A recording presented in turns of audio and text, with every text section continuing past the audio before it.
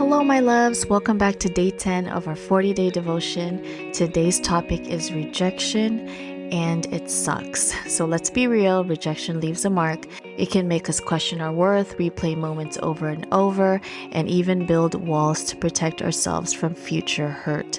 But rejection is not the end of your story.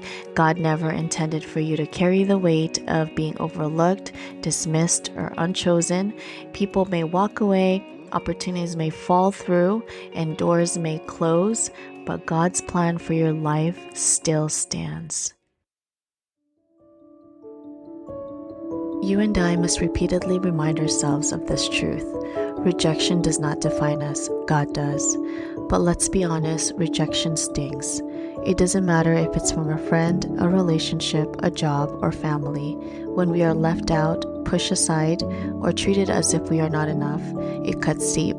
It's easy to let those moments shape how we see ourselves, convincing us that we are unworthy, unwanted, or unlovable. Isaiah 41:10 speaks directly to our hearts in these moments. So do not fear, for I am with you. Do not be dismayed, for I am your God. I will strengthen you and help you. I will uphold you with my righteous right hand. Notice what God is saying. He is with you. He is your strength. He is holding you up. Rejection may try to break you, but God's presence sustains you. The people who walk away do not determine your worth. The failed opportunity does not cancel God's purpose for your life. The pain of being overlooked does not mean you are unseen by Him. But here's where we often go wrong. Instead of letting God heal the wound, we repeatedly replay the moment of rejection. We rehearse the hurt, analyze every word, and allow it to root in our identity. We start to believe the lie that we are not enough, not smart enough, not attracted enough, not important enough. And before we know it, rejection isn't just something we've experienced, it becomes part of how we see ourselves. But what if rejection is not the end of the story? What if, instead of seeing rejection as proof of our unworthiness, we started seeing it as redirection? God removing what was never meant for us so He can lead us to something greater. What if every closed door is an act of protection, not punishment? What if the people who left were never meant to be part of the next chapter of our story?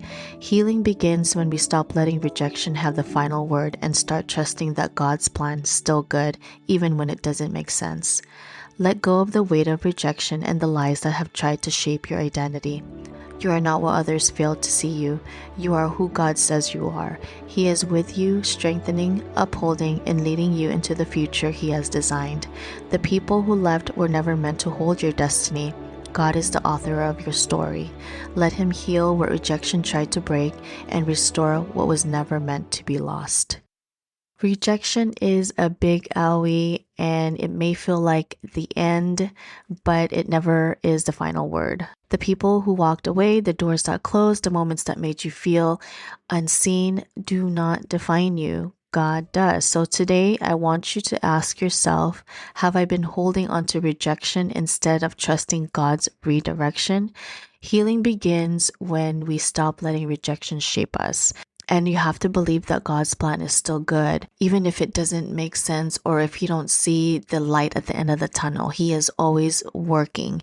And again, He wants the best for us. If this episode spoke to you, share it with someone who needs the reminder today. And don't forget to join our 40-day community where we dive deeper with journaling prompts, prayers, and reflections to help you heal and move forward.